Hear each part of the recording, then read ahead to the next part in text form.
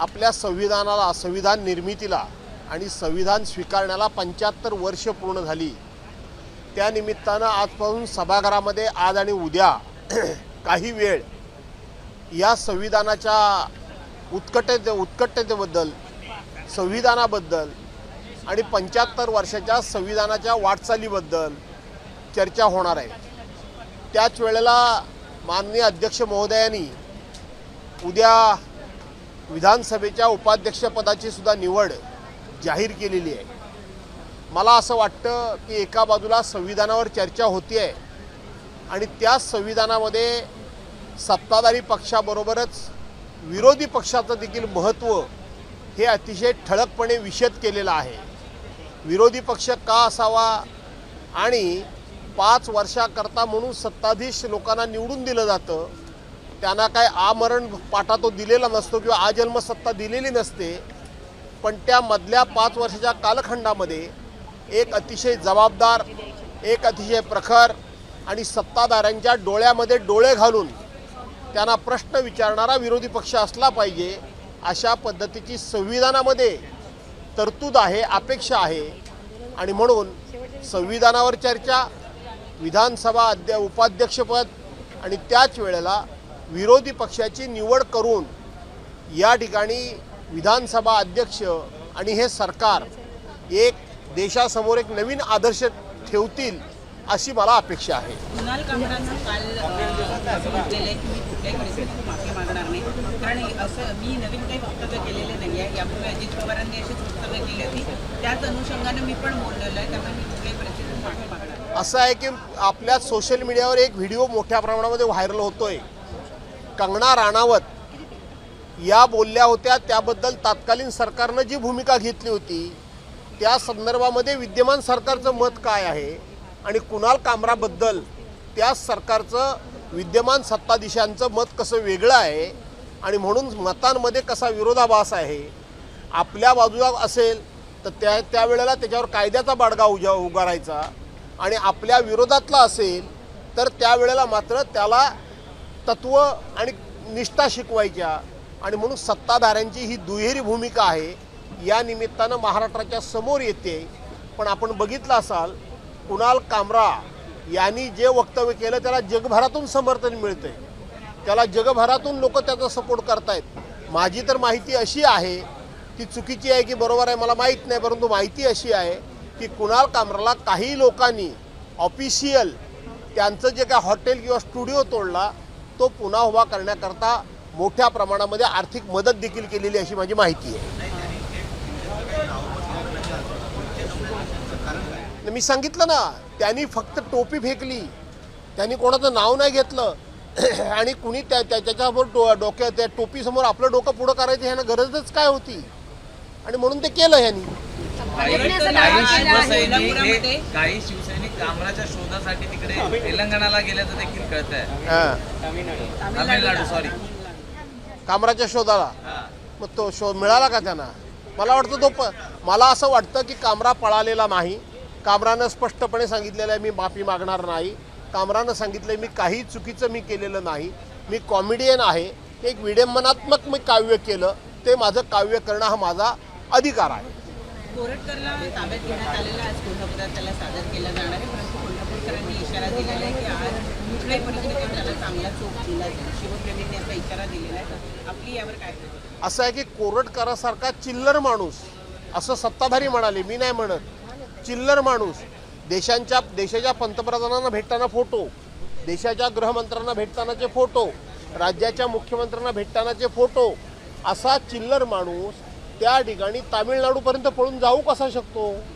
आता एक सध्याच्या परिस्थितीमध्ये होम डिपार्टमेंटची, गृह खात्याची एक नवीन खासियत समोर येते। कुणीही काही केलं तर त्याला शोधण्याकरता 100 पथकं, 50 पथकं, 150 पथकं, 100 अशी पथकं जाहीर करायची आणि ज्याला शोधायचा आहे तो सापडतो कुठे? आपण बघितलं असाल की शिवाजी महाराजांचा पुतळा जो मालवणमध्ये राजकोटवरचा पडला, त्याला शोधण्याकरता पथकं इतकी नेमली गेली, तो सापडला कुठे? जिथे राहतो तिथेच, कल्याण डोंबिवलीमध्ये। अक्षय शिंदेला शोधण्याकरता एवढी पथकं त्या ठिकाणी नेमली गेली, तो सापडला कुठे? तिथेच। त्या ठिकाणी वाल्मिक कराडला शोधण्याकरता एवढी पथकं नेमली गेली, तो सापडला कुठे? तर तो स्वतःच पुण्याला CIDच्या ऑफिसमध्ये आला. त्याच पद्धतीनं हा कोरटकर याला शोधण्याकरता पथकं नेमली गेली आणि तो आरामामध्ये तामिळनाडूच्या रेल्वे स्टेशनवर सापडतो किंवा विमानतळावर सापडतो. ही तेलंगणाच्या सापडतो. ही सगळी परिस्थिती संशयास्पद आहे. परिणय फुके म्हणतात की काँग्रेसच्या एका नेत्यानं कोरटकरला आश्रय दिला आणि म्हणून तो तेलंगणामध्ये. ठीक आहे, परंतु तुमचं सरकार करतं काय? एवढी पथकं नेमून सूट काँग्रेसच्याकडे नाही तर विरोधी पक्षाकडे बोटं दाखवायची आणि आपलं पाप झाकायचं. ही काही पक्षाला आता सवयच लागून गेलेली आहे. अमोल मिटकरी म्हणतायत की कोरटकर आणि नागपूर पोलिसांचे काही हितसंबंध होते आर्थिक, त्यामुळेच ते आता 1 महिना पळू शकले. आणि कन्नंबर नावाचा एक PI जो आहे तो चंद्रपुरामध्ये कोरटकरची बरदास्त ठेवत होता असं आता विजय वडेट्टीवार यांनी सुद्धा माहिती. असं आहे की विजय वडेट्टीवार बोलले किंवा हे विजय वडेट्टीवार विरोधी पक्षाचे आहेत, परंतु आमचे अमोल मिटकरी बोलले सत्ताधारी पक्षाचे आहेत. आणि अमोल मिटकरी त्यातल्या त्यात सत्य बोलण्यामध्ये, खरं बोलण्यामध्ये धाडशी आहेत. ते धाडस दाखवतात.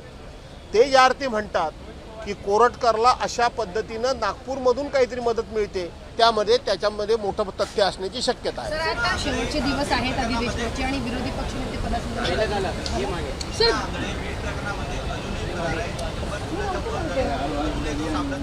तो असं लवकर सापडणारच नाही. मी मगापासून अनेक उदाहरणं दिली की 100 पथकं नेमायची, 150 पथकं नेमायची आणि सोयीनुसार प्रत्येकानं हजर व्हायचं. हे आता महाराष्ट्रामध्ये नवीन फंडा सुरू झालेला आहे. त्यामुळं कधी कोणी हजर व्हायचं आणि कधी कोणी भेटायचं आणि कधी कोणी फरार व्हायचं हे सगळं आता ठरवूनच होतंय. अशी प्रकारची परिस्थिती महाराष्ट्रामध्ये आहे. ताब्यात असलेल्या बोक्याला असं आहे की जसं तुम्ही म्हणालात की कधी कोणी नजर व्हायचं असं तुम्ही आरोप केलेला आहे, पण याच्यामुळे मुंबई पोलिसांचं, महाराष्ट्र पोलिसांचं नाव खराब होत आहे का? एक दुसरी गोष्ट, गृहराज्यमंत्री योगेश कदम म्हणतायत की कुणाल कामराने जर माफी मागितली नाही तर त्याच्यावर कडक कारवाई होईल. हे मी सांगितलं मगाशी, हा प्रश्न विचारून झाला मगाशी. विरोधक आपल्या विरोधातला बोलला तर कारवाई होईल आणि आपल्या बाजूचा विरोधकानं बोलला तर त्याचा सन्मान होईल. ही आता राज्यामध्ये परिस्थिती निर्माण आहे. म्हणजे यांच्या बाजूच्या लोकांनी विरोधकांच्यावर काही बोललं तर त्याचा सन्मान होतो आणि विरोधकाच्या बाजूने यांना कोण काय बोललं की त्यांच्यावर कारवाई होते. अशी विचित्र परिस्थिती महाराष्ट्रात अनुभवतोय आणि त्याचीच ही सगळी उदाहरणं आहेत. बोक्याला VIP ट्रीटमेंट मिळते, तो ताब्यात आहे पोलिसांचा आणि त्याला तिथे VIP ट्रीटमेंट मिळत असल्याची माहिती. बोक्या की खोक्या? खोक्या नाही म्हणजे खोक्या, बोक्या, डोक्या.